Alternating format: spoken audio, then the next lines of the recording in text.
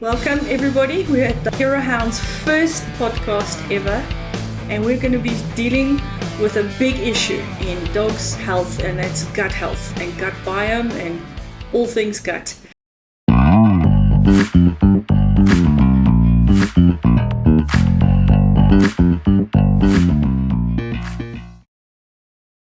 And I want to just introduce the most excellent friend and also fantastic canine nutritionist, Penny van der Merwe. Thank you. Thank you for coming today. Thank you for being with us.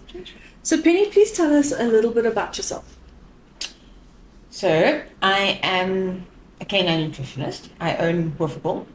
I am the mom to 5 glorious hounds and 2 human boys. And I started Woofable off 5 years ago on the 1st of March 2020. So we've been going on this wonderful journey, but I have been raw feeding my own dogs for about 10 years now. And I had a dog that had a very strange condition, which the vets could not fix, and I was told that I need to put my dog to sleep and that there was nothing that she could eat, and I refused to do that. So I found raw food via asking people, researching, and went down this wonderful path and had the most amazing journey. Ali is 10 years old now. She's as healthy as anything, and it was due to her condition and seeing so many other dogs with gut health issues that I decided to study via the UK to become an advanced canine nutritionist. That's awesome. That was actually my second question, but you answered it. And isn't that that's how we come to the solutions, is our animals are in a situation. That's why we start our journey of health. Yeah. So I'd like to just talk to you about what are the possible causes of gut issues in dogs. There's numerous. Your gut and the gut biome is about 90% of the dog's immune system. There's so many things can affect the health of, or the homeostasis of your gut biome. Genetics, the mother or the bitch's gut biome is transferred to the puppies when normal birth is given. So puppies which are born via C-section often miss out on absorbing the mother's gut biome, or if the bitch has an unbalanced gut biome before she gives birth, or even before she falls pregnant, those puppies are going to have an unbalanced gut biome. So that is a very tricky one to fix. You can also have major gut dysbiosis from use of antibiotics, medications, pain medications, NSAIDs, any form of chemical which is put into the body, like a dewormer, a tick and flea. Vaccines can cause gut dysbiosis in some cases, disease, illness, eating something which, like a human feces that they could eat in the park, that can majorly disrupt the gut biome. Stress is a huge disruptor. Raises the cortisol levels in the gut, and the bacteria in the gut tends to react quite badly to that. And diet and feeding a highly processed food, or food which has been pasteurized or had additives put into it, colorants, preservatives, pharmaceutically produced vitamins and minerals, can affect the gut biome. I just want to indemnify at this stage.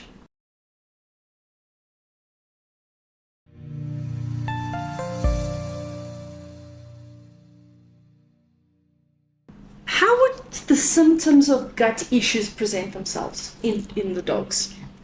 So you will see change in their stool.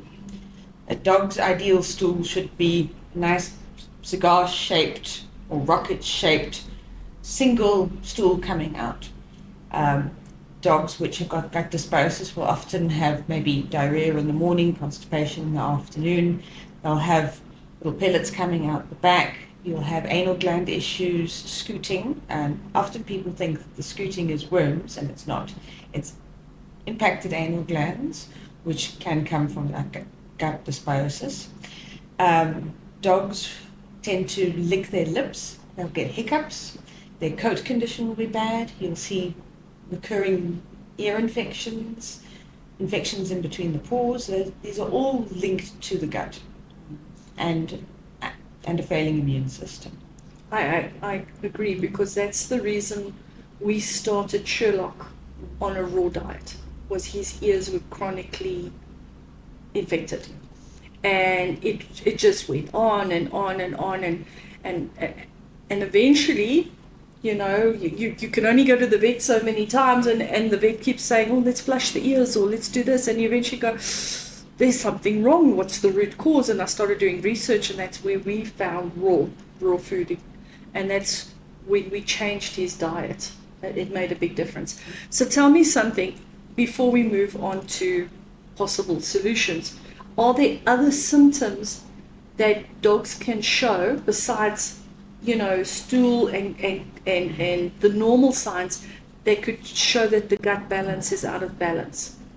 Like your severe symptoms will obviously be blood and stool. And what we've often seen as well is that you'll have behavioral issues. Dogs with an imbalance in their gut biome aren't able to produce enough serotonin, because 90% of the serotonin is actually made in the gut by the gut bacteria. So aggression, fear, not being able to concentrate in puppy school or in that dog school, sudden changes of behavior, those can also be other symptoms. And then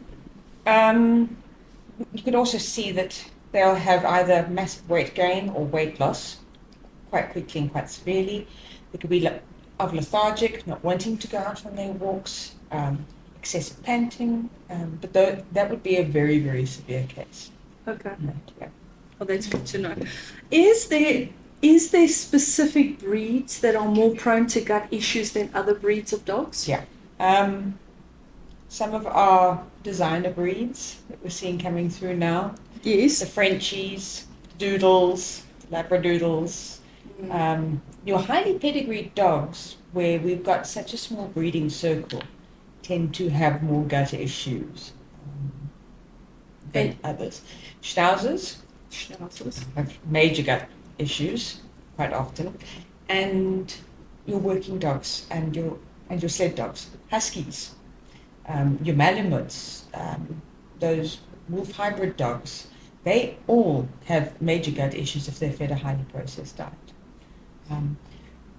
Dachshunds tend to also be quite high up on the list, and most of the white dogs, so dogs which have got an albino gene in them as well, they are predisposed to have a weakened immune system, which is an indication of a gut dysbiosis, which is why we see so many white dogs with skin issues and other aspects. And teacup breeds? Yeah, your teacup designer breeds are also going to fall into that. So anything which has had too much human interference or is a very popular breed where there's a lot of backyard breeding to be able to make a quick buck, stems back to mom's gut health, and if there's inbreeding in between, it will result in gut dysbiosis, and we're seeing it earlier and earlier on. The amount of puppies that come in at about 4 to 6 months already with gut dysbiosis is quite alarming. Really? Yeah. It is very concerning. Okay, I was going to bring something up there, but I think it might be a bit controversial. We'll leave that for off camera. Okay. If unattended, how severe can these symptoms get in dogs? Your gut dysbiosis is the entire foundation of your holistic body health. It supports the immune system. If you don't address this, you're going to have incredibly bad tartar. It's going to lead to acid refluxes. It's going to lead to leaky gut syndrome, where they're going to get skin allergies. You can have alopecia, where the hair is falling out. You're going to have recurrent ear infections, swelling of ears, hematomas in the ears. It would be, and that's incredibly painful for the dog. And then going down to the more severe aspects, you're running a huge risk for diabetes, cancer, all of the human-related diseases that we're seeing so often in dogs. 1 in 1.4 dogs in South Africa is being diagnosed with cancer. Wow. And 1 in 2 is getting diabetes. And this is all due to gut dysbiosis. So, what do you think is the main cause of this massive increase in animals dealing with human-like diseases? What is your thoughts?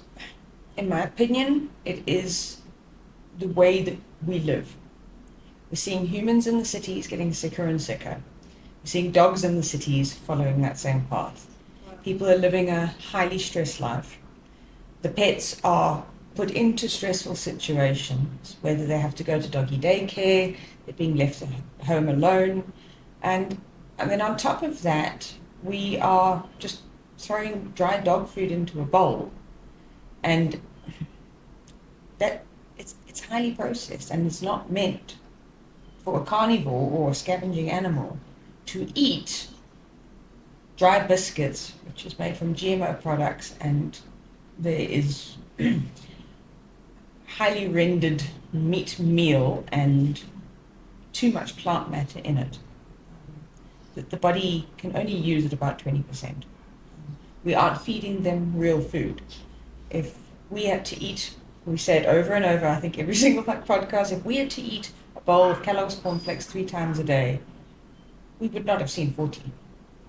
And dogs are dying younger and younger, where on average a dog should live between 17 and 20 years. And we can see that in the rural dogs and the dogs which are living a more natural lifestyle, where they're able to exercise. They are not cooped up in flats or in small townhouses. They're allowed to run free, and they're fed natural food.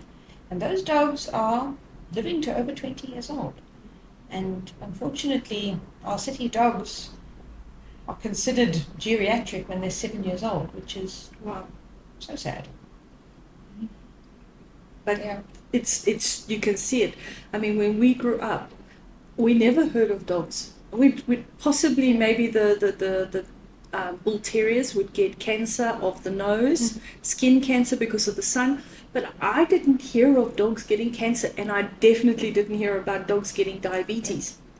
And now, as you said before, 1 in 4 dogs are dying of cancer, diabetes, pancreatitis, and on and on. What I haven't brought up is epilepsy. There are so many epileptic dogs, and there is a lot of human science which links epilepsy to the gut biome. Really? And to help humans with epilepsy, from the studies that I've read, they should be on more of a keto type of diet, which is what you and I are aiming for in our businesses, to put the dogs onto a natural, species-appropriate diet.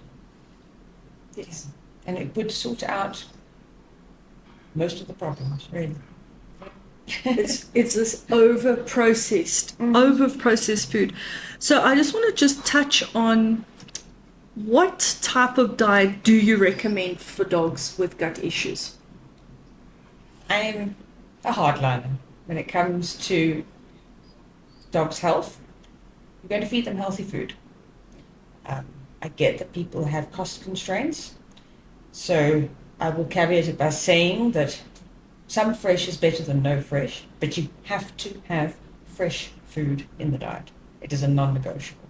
So ideally, if you can, and you can afford it, and you've got the capacity to be able to deal with it, and enough freezer space, as most of our clients know, it would be a raw dog food diet, which is manufactured correctly using whole foods, human-grade foods. Ideally, if you can, hormone-free, antibiotic-free type of meats, but it is hard to come by. And it must be a balanced meat, organ, and bone mixture. And some dogs do better adding in extra veggies into it. Now, our bath meals have got the veggie and the meat mixture in it. Some people prefer a prey model diet, where you would have to be able to judge what your dog needs from fiber content. And feeding proper food is going to heal the gut biome. But please make sure that the food is registered with the Department of Health, unless you are making it yourself. But If you are making it yourself and you do not know exactly what you're doing, it is a good idea to have a chat to a nutritionist, somebody who understands what the raw diet is. Have a chat to your vet if your vet is educated about the raw food. And make sure that you are balancing it out. And it is a good idea to do blood tests every now and again to check that you are meeting the nutritional requirements. Don't buy something cheap from your friend around the corner who can give you chicken heads for 10 rand. That is not a balanced meal. And I think that's possibly why so many vets are anti-raw, because they see the worst. You know, there's somebody throws a cow's head, quote unquote, onto the lawn and goes, oh, I feed my dog raw. That's not necessarily a balanced meal. It's not a balanced meal. There has to be so much muscle meat with tripe meat, with certain excreting organs that are in the right, in right ratios. So really, it's really important to contact someone in the know to help you with those calculations. And we're so lucky in this country. We really are, that we've got a variety of very reputable companies that provide fantastic raw dog food. Yes. And they're open and honest, and their entire goal is to heal the dog. I love that. And I love that we can still have that freedom. Yes. To do that, because there's a lot of countries that don't give their people that freedom. But if you can't feed raw, yes, though you have had a look at it, at least get a quote before saying you can't feed raw. But if you can't feed raw and you have to do the kibble, add in leafy greens, things like broccoli, spinach, kale, egg, fermented cabbage, sprats, kefir, some chicken feet if your dog is able to cope with it, kefir, yogurt, blueberries. So, and a little bit of pawpaw is amazing for like digestive enzymes. Oh, that's so good. So there's so many fresh options. So if you could just put like 20% of their meal in raw, don't feed raw meat from Spar or Woolies or Pick and Pay. Even if it is fancy Woolies organic chicken, don't feed it from the shelf. The meat has to be prepared correctly. It has to be tested that it hasn't got any parasites in it, and it has to be frozen for a while before you're feeding it to the dog if you're going to feed it raw. You can cook up their food, but don't add more stress onto yourself. There are easier ways to add it in. That is really good. Tell me something. What are foods that we should be avoiding for the gut issues? So, wheat, corn, rice, those heavy GMO processed grains are not a good idea. Our dogs are carnivores. They're classified as scavengers, so they can eat everything. Whether they should be eating everything is the question. You're not going to see a wild dog or a jackal or a dingo, if you lived in Australia, going to graze on a wheat field. They wouldn't normally go for it. They will go and pick a blueberry, but they will not go and pick a wheat or a rice or a corn, ever. Rice is also, even though it is the go-to for a bland diet, rice actually raises your arsenic levels quite dramatically and causes inflammation in the gut. Those are the top three that I repeat over and over. But I also recommend not feeding things like peanut butter, any of the nut butters. Nuts contain a protein called a lectin. It's a sharp, spiky protein. And even though it is so microscopic, the little microscopic villi in the intestines get damaged by these spiky proteins. Causes the villi to literally be cut off or die in the intestinal wall.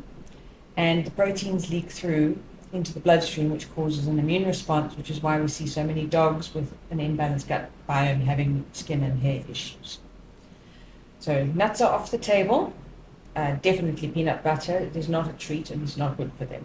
And plus we don't know if they've got xylitol in the peanut butters, which we know is deadly for dogs. Yeah.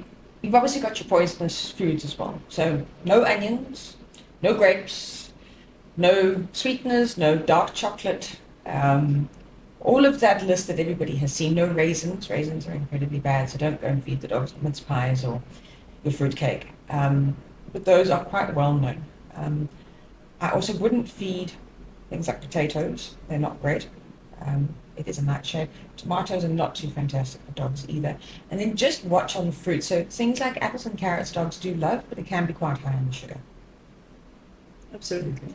And then as far as I'm concerned, no kibble should be fed, but that's just me, because I know how it's made. Yeah. And it's interesting that what I find really interesting is that the raw food, not raw food, processed kibble meals are not regulated in this country. In a way they are, Okay. but the manufacturing process is definitely regulated from a hygiene perspective when it is going to bag and obviously for the sales. But the Department of Animal Feed is also has a few words at the end of it, which is also the Department of Fertilizers.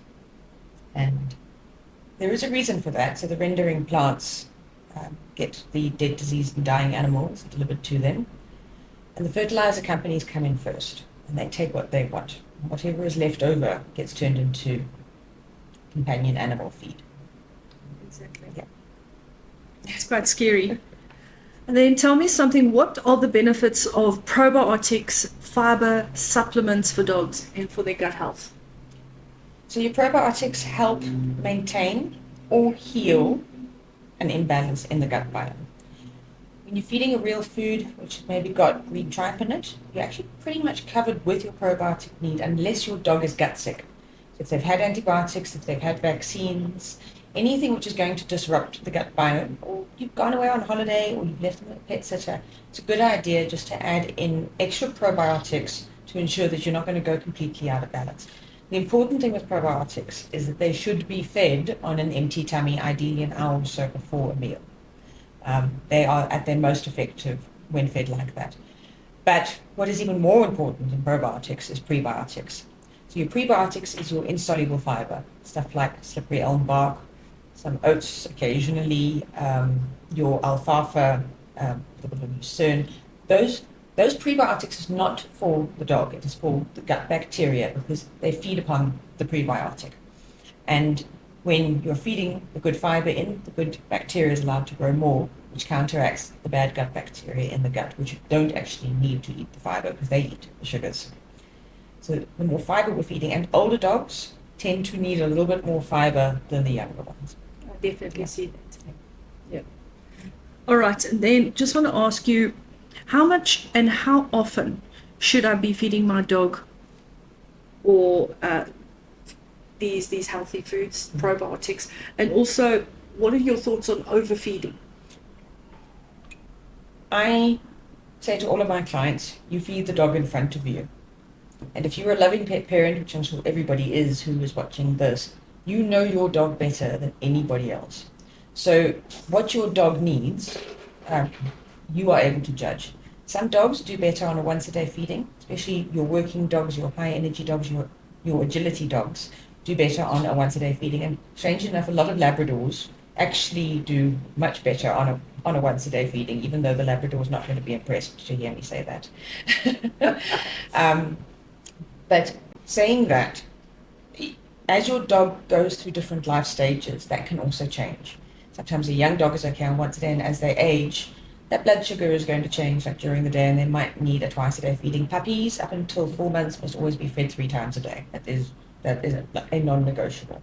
But it's also important to ensure that you are feeding the correct amount for your dog's activity level or their body type or their metabolism.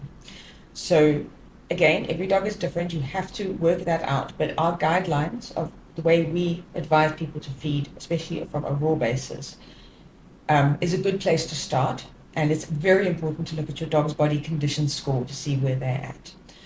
So you want your dog to have a high tucked up back end. You want to be able to feel 2 ribs, maybe see 1 rib, and be able to feel the spine, but the spine must not be sticking out. And the dog must have a nice curved shape in it.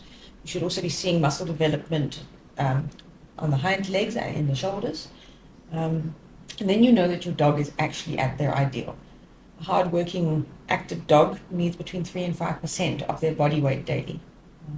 Whereas an older dog, a dog which is more of a house pet, doesn't go out that much, can be fed between 1.8 and 2% of their body weight. And a lean dog is a long-living dog. So we don't want our dogs to be overweight, because that's going to bring in all sorts of other health conditions as well. Now let's talking about that. What are your thoughts all on treats? The balance between treats and food. Look at what you're feeding. Don't give the full meal if you've had a good training day where you've been giving lots of liver cake to get your dog to train. Reduce the food amount for that day. What I like to do, and what I also recommend to clients, is a nice quiet Sunday bone chewing session can replace a meal. So they'll skip breakfast, they'll have a bone at 10 o'clock to chew upon, and then they can have their normal allocated amount for supper.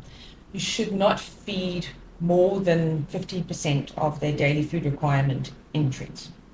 Did that make any sense? So 15% of their daily food requirement, 1/5. yeah, can be for treats if you want to go and spend that aspect on it. But also look at treats which is a whole food. You don't want a highly processed Beano, or what are those marshmallow things that they sell at Spar? I wouldn't even know. But yeah. So you're looking for things like dehydrated tripe, rabbit ears, and when you're feeding a whole food and you know what that treat is going to be able to do to help your dog's health, it can be incorporated as part of the diet as well. There's nothing nicer actually to have like a little sprat, which is not going to affect the total meal amount for the day that much. So you wouldn't have to adjust, and would be a nice treat to give a dog. Plus it's got all the omegas and all the good things in them. One more thing, explain to our audience about cooked bones and raw bones. Okay, so part of the fresh feeding aspect is bones are vitally important. They contain minerals, they've got your collagen, your calcium, your phosphorus, your magnesium is all in the bones.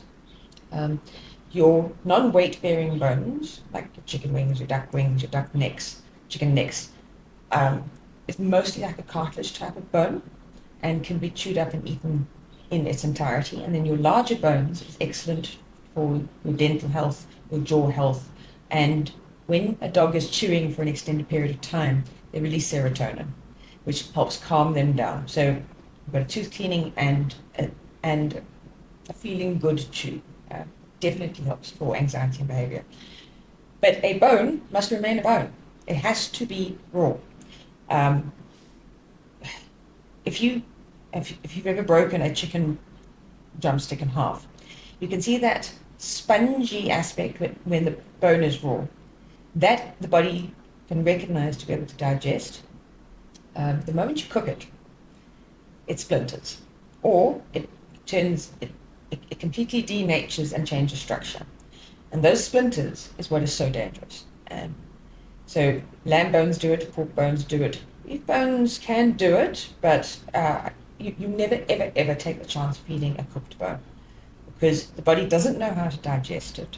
You're going to get blockages, you're going to possibly get a perforation in the gut, and this is where it becomes very dangerous. So never throw the bone from the braai and feed it to any dog, ever. Absolutely. And don't cook chicken feet, even though they're disgusting. They need to be fed raw, because you're going to get your glucosamine and your joint health when you're feeding a raw joint. Bone. Yeah. That's excellent. Am I correct in saying that a chicken foot is actually cartilage? It's all cartilage. So it is mostly, yeah. That's fantastic. Tell me something. I know you've mentioned a few, like the rabbit ears and tripe sticks. Are there any other really good treats supplementation that you can add to your dog? For example, the omega oils and things like that. When we're looking at like a balanced diet, so your fish products,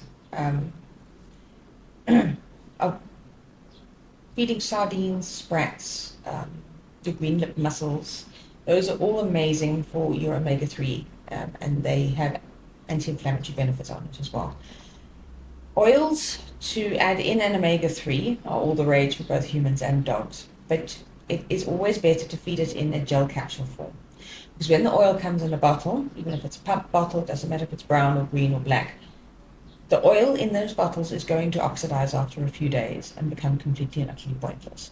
And there are a lot of manufacturers that also use sources of fish that come from questionable areas, whereas a lot of the fish oils are very high in heavy metals due to the condition of our oceans. So you never feed tuna. It is a fish which is very high in heavy metals.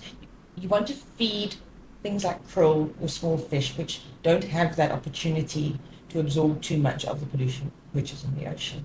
And they actually do provide the best omega-3 aspects of it too. From other treat perspectives, lung. Lung is amazing because it's got an enzyme in it called coenzyme Q10, which is fantastic for your cellular health. It's a brilliant antioxidant. It helps with your skin and your coat health too, basically like an anti-aging enzyme. So dehydrated lung is a fantastic option. Even fresh lung is great for them, and they love it. And what I've discovered is that lung actually sorts out a lot of gut issues when it comes to constipation or a lazy digestive system. Dogs, which struggle with that, do really, really well, having a little bit of extra lung added into their food. Things like a raw trachea or even like a dehydrated trachea, your chicken feet, wings again, that's coming in for like your joint health. There's a scientific theory called zoopharmacognosy, and it's you feed like for like. So if your dog has got a liver issue, it helps to add in a little bit of extra liver treats, liver into the food. Heart issue, you're feeding hearts. For reproductive issues, we can have a chat about those type of aspects, especially for like the male dogs. Or feeding like pizzle sticks, that type of aspect helps to balance out some of those hormones. So it doesn't need to be from the same animal, obviously. You can have like a variety of animals, but I see it over and over again of being able to heal dogs by feeding the organ of what they're struggling with. Wow, that's fascinating. So pancreatitis, you would feed feeding pancreas. That's exactly it. Wow, that's actually really interesting. Tell me something. What are the options for the dog? What are the options for dog gut health issue? What would you say to someone whose dog is right now having a real hard time? Almost, I don't want to be so bold as to say a protocol, but it's you take each case for what it is. It's definitely a good idea to make 100% certain at your vet of why. You ask your vet to do a fecal or a stool sample to make sure that there are no nasty bugs, hookworms, tapeworms, giardia, any of the parasites. You need to make 100% certain that that is not what the cause is of the gut issues, especially when you're dealing with a bloody diarrhea or a sudden onset. So vet is always first point of call. But do not take antibiotics when your dog has got an upset gut biome, because the antibiotics are going to kill off all of the bacteria. So you literally have to start from scratch again, and there are certain antibiotics which are on the market and are used quite widely, which permanently remove all of the gut bacteria. It's very scary. So if your dog has an upset tummy, you've ruled out that you haven't got worms or any other condition which could be going on, it is a good idea to start off on a bone broth diet for about 3 days. Give the digestive system a rest. Don't let it takes a lot of energy to digest food, and you don't want to add more pressure onto the system by feeding a normal heavy meal. Bone broth is loaded with vitamins, minerals, everything that the dog needs is in bone broth. So I sometimes recommend that we do about 3 days on a pure bone broth, and then we slowly introduce some kefir, which it flushes out sugar in the body, it fights off any bad bacteria, it puts in the good bacteria. They have 1 meal of kefir, then we do 2 meals of green tripe, pure tripe. That introduces your digestive enzymes into the system and again gives you a probiotic benefit, and it drops the pH of the stomach acid quite quickly. So a kibble-fed dog has got a very high pH in their stomach acid because of the nature of the food, and they're not able to digest bone when that pH is above 1.6. A dog's stomach acid should be at about 1.5, because at that level they can digest the bone. So feeding the tripe, putting in the digestive enzymes, also quickly drops that pH so that they are able to digest the raw food. And then after those 2 meals, you start off on a raw food. Normally start off, if your dog hasn't got a chicken intolerance, with something like chicken, which they're familiar with, a beef, and then you slowly introduce the other proteins as you go along, because it's so important to feed that variety of proteins, as we've said many, many times. Don't start off on something like ostrich or duck, which can be a little bit rich, especially for like your smaller dogs, which are not used to that.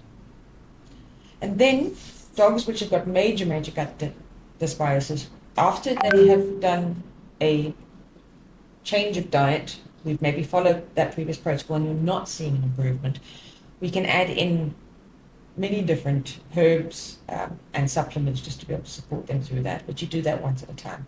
So the slippery elm bark, your marshmallow root, those are brilliant prebiotics, soothe the gut, gives the intestines a mucus lining so that you're not getting those proteins slipping through the holes which were left after the villi had died off. And if we're dealing with a fungus issue, we could add in some diatomaceous earths, some shiitake mushrooms, some herbs to help kill off the yeast. There are so many different aspects in it, which is why come to ask us the questions. Let us walk this journey with you, because it is such a broad subject that there is no quick fix, which is why I'm against antibiotics, which do give you that quick fix for a very short period of time. Your gut health takes a long time to develop, and when it's been damaged, it takes even longer time to fix. So you're looking at 3 to 6 months of constantly assessing the gut until your dog gets to a state of balance and you feel confident in what you're doing. I think that basically covers everything. Okay. Because I think there was no other questions you kind of like answered there, which was fantastic. What happens when I go down a rabbit hole? You can't stop me. So is there anything else that I've missed that I didn't ask that you would like to tell the audience? You have to enjoy every aspect of your dog. Owning a dog should not be a trial. It should not be a stress. It should not be a chore, because your dog is your best friend and your partner. And they take on so much of our emotions and the way that we live, and they can smell our stress. They can smell when we're not well, when we're unhappy, when even though we're not shouting at them, they can smell our anxiety. And the best way to fix your dog is by fixing yourself. Oh. You have to be in a state of mind of looking after yourself, your own health, your own stress, your own anxiety, so that you're not passing it on to them. And so many dogs and humans are so closely linked that they tend to get very similar diseases. And we often see somebody who is maybe suffering from major anxiety type of issues, they've also got the dogs that have got anxiety issues. People who've got an unbalanced gut biome, something going on, their dogs tend to have the same type of thing. So what you're learning from the dog perspective, research the human perspective too. Feed yourself healthier. Be cognizant of reading labels. Read a label on every single thing you put into your mouth and into your dog's mouth. Turn that packet around. If you don't know what that name means, where it comes from, or how to get it, don't put it in your mouth and don't put it in your dog's mouth. So I think that's would be a good way to end this, because it's looking after both you and your dog and your whole family, which will create happiness and balance and long lives, hopefully, for everybody. I love it. Thank you, Penny. Thank you. That was awesome. And Great. I think we covered a lot of issues. And we're going to leave a comment section below. Please let us know what your thoughts are. Good, bad, ugly, we're here for it. So let us know. Thank you. Thank you. Bye.